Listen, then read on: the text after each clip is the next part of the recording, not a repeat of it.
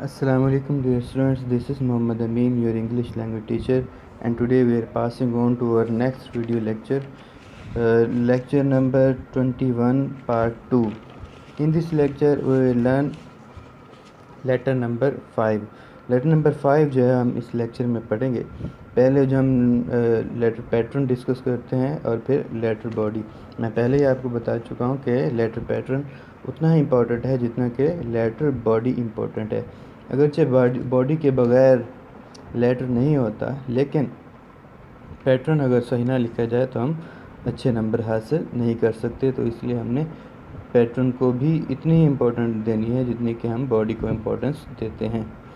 اچھا، تو letter pattern میں پہلا ہے the heading. The heading includes examination hall comma city ABC، اس کا 1 نمبر ہے. اس کے بعد the debt, us May 30 2020 dash, اس کا بھی 1 نمبر ہے.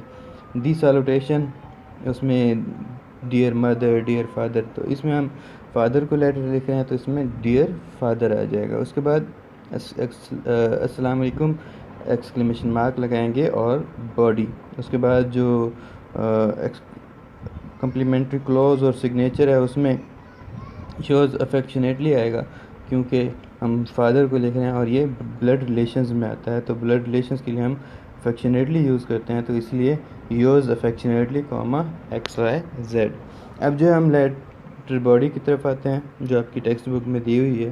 I have been planning to write you for many days. میں آپ کو کئی دنوں سے خط لکھنے کی منصوبہ بندی کر رہا تھا، but could not find time to do so. لیکن ایسا کرنے کے لیے وقت نہ مل سکا.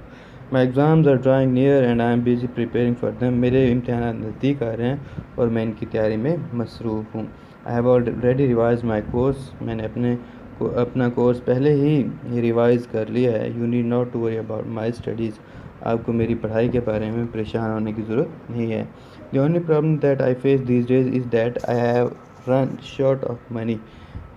واحد مسئلہ جو آج کل مجھے درپیش ہے وہ رقم کی کمی ہے. As I bought some books، کیونکہ میں نے کچھ کتابیں خریدی.